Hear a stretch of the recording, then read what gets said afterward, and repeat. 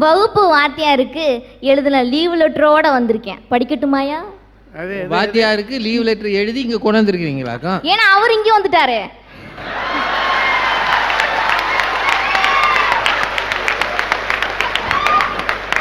நான் எழுதின லீவ் லெட்டரை படிக்கிறேன். மதிப்புக்குரிய ஐயா அவர்களுக்கு வாயாலையும் வகுத்தாலையும் போவதால் 2 நாள் விடுமுறை தருமாறு மிக தாழ்மையுடன் வேண்டிக் கொள்கிறேன். இதாயா நான் அந்த லெட்டர்ல எழுதினேன். என்ன எழுதுனீங்க?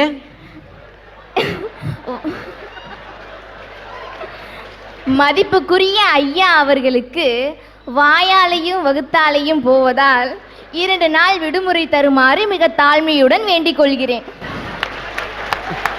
ஐயா ஐயா விடுமுறை கொடுத்தாரா எடுத்தாராமா? அப்புறம் அவர் வாங்கி படிச்சுட்டு சொல்றேன் கேளு. நான் கேட்குறேன், சொல்லுங்க ஐயா. மதிப்புக்குரிய ஐயா அவர்களுக்குன்னு நிறுத்துமான்னாரு. நான் சொன்னேன், அதுக்கு நிக்காம தானே போகுது, நான் எங்கேயா நிறுத்துறது அப்படின்னு கேட்டேன்.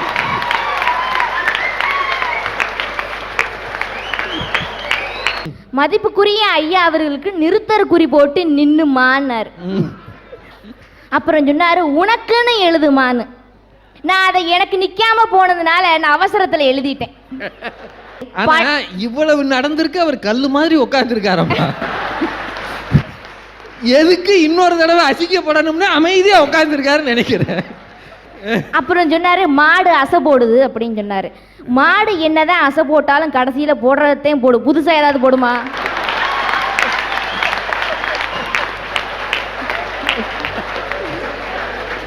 அப்புறம் அந்த அம்மா சொன்னாங்க, அந்த பக்கத்துல இருக்காங்களே அம்மா, குடும்பத்தை பத்தி பேசினவங்கம்மா என்ன சொன்னாங்க, இந்த பள்ளி பருவம் சிலு சிலுன்னு இருக்குமா. சிலு சிலுன்னு உள்ளது தானே இன்னைக்கு விரும்புறாங்க. சில்லுன்னு ஒரு காதல். அதுதான். அப்புறம் அவங்க குடும்ப பருவம் வந்து ஒரு கடல் மாதிரியா. சுனாமி வந்துச்சுன்னா அமுங்குனதுதான் எழுந்து வருமா? வராது இல்லையா? இந்த கடமையெல்லாம் நினைச்சு கவலைப்படாம எப்படி ஒவ்வொரு நாளையும் நாங்க சந்தோஷமா அனுபவிக்கிறீன்னு கேட்டீங்கன்னா, எப்படிமா வகுப்புல என்னமா பண்றீங்க? இப்ப வீட்டுல இருந்து இப்ப பள்ளிக்கூடத்துக்கு பஸ்ல போறோம். இப்ப பஸ் நம்ம மேல ஏறினாலோ இல்ல பஸ்ல நாம ஏறினாலோ டிக்கெட் எடுக்க போறது என்னவோ நாம தான்.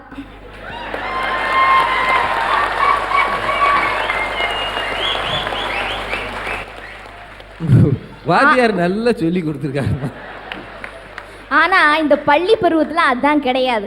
முன்னால கேட்டா பின்னால கண்ணை காமிப்போம், பின்னால கேட்டா முன்னால கண்ணை காமிப்போம். எதுக்கு?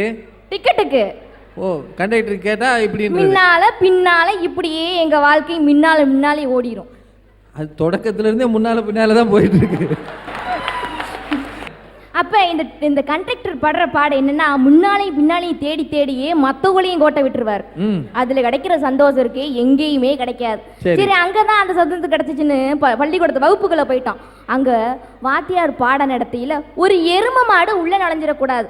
உடனே சொல்லுவார், அறிவுரை சொல்ற மாதிரி சொல்லுவார், டே பசங்களா, நியூ அட்மிஷன் வந்திருக்குடா, கொஞ்சம் ஏதோ இடம் ஒதுக்கி வைங்க சேர்த்துக்கிறதுக்கு. எரும மாடு கூட படிக்கணும்னு உள்ள நுழையுது, ஆனா உள்ள நுழைஞ்ச நீங்க மட்டும் படிக்க மாட்டீங்களேன்னு திட்டுறதுக்காகத்தான் அதை அப்படி சொல்றாரு. அப்படி திட்டுனதுக்கு அப்புறமும் நாங்க பாடத்தை கவனிப்போம் நீங்க நினைக்கிறீங்க? நான் ஏமா நினைக்கிறேன். திருப்பி ரோட்டத்தையும் பார்ப்போம். அப்போதைக்குன்னு எங்களுக்கு வரும் பாருங்க ஒரு வாய்ப்பு, ஒரு நாய் நுழையும் காம்பவுண்டுக்குள்ள, நாய் நுழையும். அப்போ நாங்கள் எல்லாரும் கூட்டத்தோட கோவிந்தா போடுவோம். சார், நியூ அப்பாயின்மெண்ட் சேர்த்துக்கிறேங்க, இப்போவே கார்டு ரெடி பண்ணுங்க, நியூ அப்பாயின்மெண்ட் கார்டு. ஏப்பா, வாத்தியாருக்கு நாயை அப்பாயின்மெண்ட் பண்ணிட்டீங்க சார்? நாய் நன்றி உள்ளது சார். சரிம்மா, ஹெட்மாஸ்டருக்கு யாரப்பா போடுவீங்க? அரைப்பற காப்பரிச்சு தொடங்கிருச்சு. அதுல ஒரு மார்க் கொஸ்டின் கேட்பாங்க, மண்புழு எங்கே வாழும்? அப்ப நாங்க ஒரு வரியில எழுதுவோம், மண்புழு மண்ணில் தான் வாழும்னு. அதே கேள்வியை கொண்டு போய் அரையாண்டு தேர்வுல 2 மார்க், அதை கொஞ்சம் நீட்டணும். அப்ப நாங்க எழுதுவோம், மண்புழு மாட மாளிகையிலையும் கோட கோபுரத்திலையுமா வாழும்? மண்புழு மண்ணுல தாயா வாழும். அங்க 3 முற்றுப்புள்ளி வச்சிடணும். ஏன்னா அடுத்த வரிசையில முழு பரிசையில கொண்டு கேட்க கூடாது. அது நீங்க அடிக்கடி இப்ப எத்தனை அருமை போட்டிருப்பீங்க, அருமை அருமை அருமைன்னு எத்தனை இதை சுத்தி சுத்தி வந்தீங்களே, எத்தனை அருமை போட்டிருப்பீங்க. அதையே நீங்க எண்ணிக்கிட்டு இருக்கீங்க. அந்த அங்கேதான் என் பாயிண்ட் இருக்கு. அந்த அருமையே இந்த பள்ளி பருவத்திலான்னு நான் சொல்றேன். காட்டில் வளர்வது தென்னை, கடலுக்கு அப்பால் சென்னை, கடைஞ்சு எடுத்தா வெண்ணெய், நான் காதலிப்பது உன்னை, அவன் படிப்புல போட்டான் மண்ணை. இப்படி போய் காதல் என்று எழுதிக்கின்றா உனக்கு படிப்பு வருமா? இந்த காதல் இளமையிலே காதல் வரும், எதுவரையில் கூட வரும், முழுமை பெற்ற காதல் மட்டும் முதுமை வரை ஓடி வரும். அப்போ நீ காதலிக்கிற காதல் முழுமை பெற்றாதான் முதுமை வரும். அப்படி முதுமை வந்து வந்தாதான் அங்கே அந்த வயசான காலத்தில் அந்த கணவன் மனைவி உட்கார்ந்துக்கிட்டு ஒருத்தருக்கு இருக்கக்கூடிய கஷ்ட நஷ்டங்களை, உன் கண்ணில் நீர் வடிந்தால் என் நெஞ்சில் உதிரம் கொட்டுதடி, என் கண்ணின் பார்வை என்றோ கண்ணம்மா என் உயிர் நின்னதென்றோ. அப்போ இந்த 50 வயசுக்கு மேலே போய் இந்த உன் காதல் அங்கே ஆரம்பித்த காதல் அங்கே காதலாக இல்லை, அன்பாக மாறுகிறது. அப்படி அன்பாக மாறுகின்ற அந்த காதல் நிலைத்திருக்கும். முழுமையான காதல் எங்கே வரும் போகணும்? முதுமை வரும் போகணும். ஆக அந்த முதுமை தான் காதலுக்கு முத்தாக்கு வைக்கும். நான் தமிழ்நாட்டில் சிவகங்கை மாவட்டம் இளையான்குடிக்கு அருகாமையில் ஒரு சின்ன கிராமத்தில் பிறந்தவன். என் தந்தைக்கு வருமானமே கிடையாது. என் தாய் தான் காலையில் 6 மணிக்கு போய் சாயங்காலம் 6 மணி வரையும் கருங்காலி உலக்கையை நெருங்க பிடிச்சி உழைச்சி அந்த உலக்கையை வச்சு குத்தி மாவை இடிச்சிட்டு சாயங்காலம் அவங்க கொடுப்பாங்க. எவ்வளோ தெரியுமா? 10 அணா. அன்னைக்கு இது 40 வருஷத்துக்கு முன்னால். அந்த 10 அணாவையும் அந்த சளிச்சம்னா மேலே வருவாங்க, கப்பின்னு சொல்லுவாங்க எங்கள் பக்கத்தில். அந்த கப்பியை கொண்டு வந்து கூழுக்கிண்டி என் தாய் என்னை ஊற்றினாள். என்னை ஒவ்வொரு படிக்கட்டாக என்னை உயர்த்தினாள். பிஏ முடித்தேன், எம்ஏ முடித்தேன், பிஎட் முடித்தேன். அந்த தாயோடைய தோற்றத்தை பார்க்கும் பொழுது என் மனதில் எவ்வளவு குரு இருக்கும். அந்த தாய் எனக்காக என்ன பாடுபட்டு இருப்பாள். அவள் உலக்கையை பிடிச்சி குத்தம் போதெல்லாம் எனக்கு விழுந்த இடி என்ன தெரியுமா? அது இடி இல்லை, எனது வெற்றி படிகள். ஒவ்வொரு உலக்கையும் பிடித்து குத்துகின்ற பொழுது அவள் அடைந்த இடிகள், அந்த இடிகள் அனைத்தும் எனக்கு வெற்றி படிகள். அதை நான் உணர்ந்தேன். எனக்கு அந்தமானுக்கு வந்தேன் 1981. எனக்கு வேலை கிடைச்சது. மாத சம்பளம் 823 ரூபா 1981. அந்த 823 ரூபாயில் 500 ரூபாய் நான் அனுப்புனேன். அவன் போய் வேலை பார்த்தானே, அந்த அந்த நிலையை அவன் நினைச்சு பார்க்கும் பொழுது அவருடைய மனதிலே என்ன வந்திருக்கும்? ஆனந்த கண்ணீரோடு அழுத கண்ணீர் தான், ரத்த கண்ணீர் தான் வந்திருக்கும். அந்த தாயை நான் நினைத்து பார்க்க வேண்டும். ஒரு தாய்க்கு நல்ல நன்றி செய்யாதவன் அவன் மனிதனே இல்லை. நான் இந்த ஊருக்கு வந்தேன், என் தாயை தனியாக விட்டு வந்துட்டோமே அப்படின்னு சொல்லி இந்த ஊருக்கு கூட்டு வந்தேன். கூட்டு வரும்போது என் தாய் கடலை பார்த்திருக்கிறாள், கப்பலை பார்த்ததில்லை. என் தாய் உழைக்கும் பொழுது வானத்தை பார்த்திருக்கிறாள், விமானத்தை பார்த்ததில்லை. அப்போ தான் நினச்சேன், அம்மாவை கப்பலில் கூட்டி வந்து, எங்கள் அம்மாவுக்கு இந்த ஊர் உடம்பு ஒத்துக்கல, திருப்பி விமானத்தில் கூட்டி கொண்டு ஊரில் விட்டு வந்தேன். பாருங்க, படிப்பறிவு இல்லாத ஒரு தாய் இவ்வளவு தொலைவு வந்து போகும்போது கப்பல் பயணம் கஷ்டமாக இருந்திருக்குன்றதுக்காக திரும்பி செல்லும்போது பெரிய வசதி இவர்கிட்ட இருந்திருக்காது. இருந்தாலும் அம்மாவுக்கு விமான பயணம்னா என்ன அப்படின்றத அறிமுகப்படுத்தி தன் தாயை விண்ணில் பறக்க வைத்த ஒரு மகன். இதெல்லாம் நான் படிக்கும்போதோ இளமையாக இருக்கும்போதோ பள்ளிக்கூடத்தில் உணரலை. அந்த முதுமை என்ற ஸ்தானத்தை வந்ததுக்கு பின்னால் தான் என் தாயுடைய உணர்வை நான் உணர்ந்தேன். எனவே இந்த சன் மூலமாக வாழ்ந்த வாழ்க்கையின் நினைவுகளை புரட்டி பார்க்கின்ற நல்ல பருவம் முதுமை பருவம். முதுமை பருவம் நீங்கள் வாழ வேண்டும், வளர வேண்டும், உங்கள் வாழ்க்கையிலே வளம் பெற வேண்டும் என்று கூறி அமைகின்றேன்.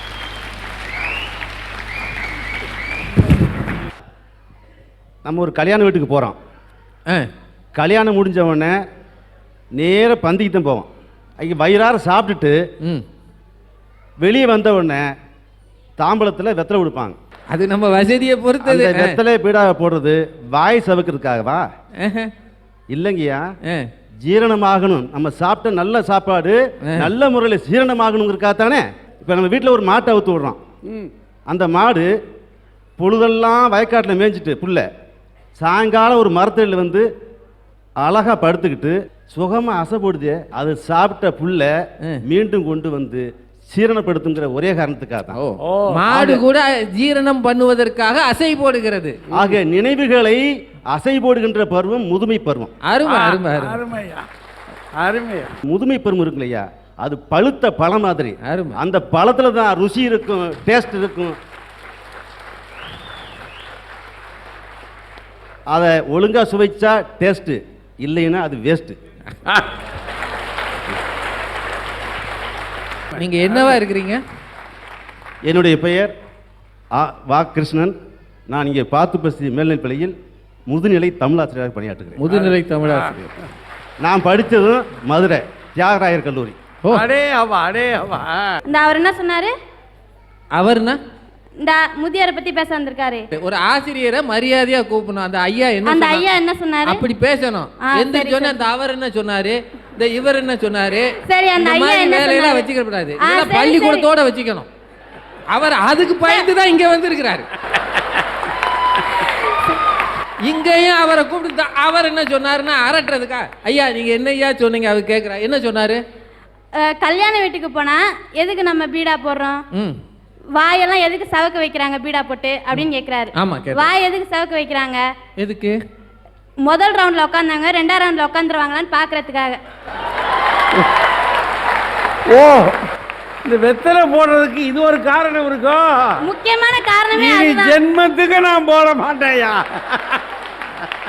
அதாவது பள்ளி பருவம் வந்து மலை மாதிரி சிலு சிலுன்னு தான் இருக்கும், மழை மாதிரி. ஆனா வந்து எப்பவாவது தான் பெய்யும். ஆனா இளம பருவம் வந்து நதி மாதிரி சலசலன்னு தான் போகும். சரி. முதுமை பருவம் வந்து ஒரு நீராவி மாதிரி, அது வந்து ஆவியா போயிடும். அதாவது நமக்கு தெரியாது.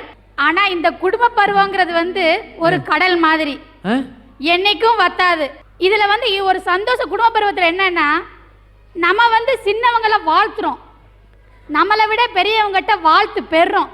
அது இந்த குடும்ப பருவத்துல ஒண்ணுலதான் ஐயா கிடைக்கும், வேற எப்பவும் எங்கேயும் கிடைக்காதுயா. நிறைய நகை போட்டிருக்கீங்க. ஆமா சார், சந்தோஷத்துல பாத்தீங்களா? யாராவது போட்டிருக்காங்களா? நான் தானே சார் போட்டிருக்கிறேன். இவ்வளவு நகை போட்டா குடும்ப பருவம் சந்தோஷமா தானே இருக்கும். அதான் ஒரு பெண் குழந்தைக்கு எத்தனை வயசுல கல்யாணம் ஆகுயா? கவர்மெண்ட் இப்போ 21 வயசுல கல்யாணம் பண்ணணும்னு சொல்லியிருக்கிறாங்க. ஆனா எனக்கு 11 வயசுல கல்யாணம் ஆச்சியா. அப்ப என்னோட கணவருக்கு வயசு 35. அதாவது 2 வயசு 3 வயசுல வித்தியாசத்துல தான் கல்யாணம் பண்ணாதான் அதாவது வாழ்க்கை சிறப்பா இருக்கும்னு சொல்றாங்க. ஆனா நாங்க அதையெல்லாம் மீறி 25 வருஷம் வயசு வித்தியாசத்துலயும் நாங்க நல்லா வாழ்ந்து காமிச்சிட்டு இருக்கிறோம். அதான் அந்த குடும்ப பருவத்துக்குள்ள சந்தோஷம். என்னோட 20வது வயதுல தான் என்னோட குழந்தை ஃபர்ஸ்ட் பெண் குழந்தை பிறந்தது. 2 பெண் குழந்தைங்க, முதல் பெண் குழந்தைங்க. அப்ப அவ படிச்சு அவளை ஃபர்ஸ்ட் ஸ்டாண்டர்ட்ல கொண்டு போய் சேர்க்கும் போது நான் 10ஆம் கிளாஸ் பரீட்சை எழுதினேன் சார். 2வது குழந்தை பிறந்ததுக்கு அப்புறம் அதே மாதிரி 12th எக்ஸாம் எழுதினேன். சரி, இந்த படிப்போட நிறுத்தக்கூடாதுன்னு அவர் வந்து சரி ஏதாவது ஒரு வேலை, அதாவது ஏதாவது ஒரு வேலை பார்க்கணும், சிறு சேமிப்பு முகவர், அந்த வேலையை எடுத்து இப்போ நான் செஞ்சிட்டு இருக்கிறேன். உங்க வீட்டில் அதாவது ஒரு வேளை சண்டை சச்சரவு இந்த மாதிரி ஏதாவது வந்தா நீங்க என்ன செய்வீங்க சார்? சட்டையை போட்டு வெளியே போயிடுவேன். நீங்களாவது சட்டையை போட்டுட்டு வெளியில போயிருவீங்க, பரவாயில்ல. என் வீட்டுக்காரர் என்ன செய்வார் தெரியுமா? ஒரு வாரத்துக்கு அவர் சாப்பிட மாட்டாருயா. அதாவது வந்து சண்டை போட்டு தான் அடிச்சு தான் திருத்தணுங்கிறது வாழ்க்கை இல்ல. அவர் தன்னை வருத்துறத பார்த்து நம்ம வருந்துறோம் பாருங்க, அதுதான் திருத்தம். இப்ப பிள்ளை குட்டி பெற்றதுக்கு அப்புறமும் திருப்பியும் தாலி கட்டிக்கிட்டோம் சார். என்னம்மா அது ரொம்ப புதிர் போடுறீங்க? புதிர் என்னன்னு கேட்டா, போன மாசம் ஆகஸ்ட்ல அவருக்கு வயசு 60வது வயசு சஷ்டி பூர்த்திக்காக போய். எங்க இருக்கிறார் அவரு? ஐயா வாங்க ஐயா. நாங்க கூப்பிட்டா வரமாட்டீங்க, வீட்டுக்காரமா கூப்பிட்டாலும் வாங்க. மாமாடு கூப்பிட்டாதான் வருவாரு சார். கூப்பிடுங்க.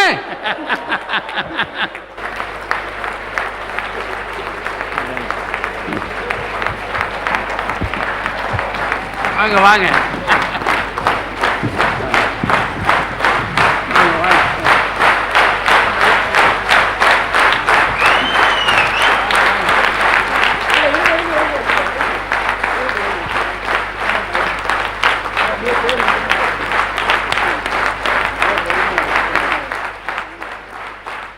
ஒரு அருமையான தம்பதியரை சன் டிவியின் அரட்டை அரங்கம் இந்த மேடைக்கு அழைத்ததில் பெருமை கொள்கிறது. 25 ஆண்டுகள் வயது வித்தியாசம் இருந்தாலும் இணைந்த தம்பதியராக வெள்ளி விழா காணுகிற இவர்கள் பல்லாண்டு பல்லாண்டு வாழ நீங்கள் அனைவரும் இதை தொலைக்காட்சியின் வாயிலாக பார்க்கிற அனைவரும் பிரார்த்தனை செய்வார்கள். அந்த பிரார்த்தனையின் பலன் இவர்களுக்கு வந்து சேரட்டும் என்று வாழ்த்தி, குடும்ப பருவம் தான் சிறந்ததுன்னு சிறப்பாக பேசினீங்க, எடுத்துக்காட்டாக பேசினீர்கள். வாழ்த்துக்கள்.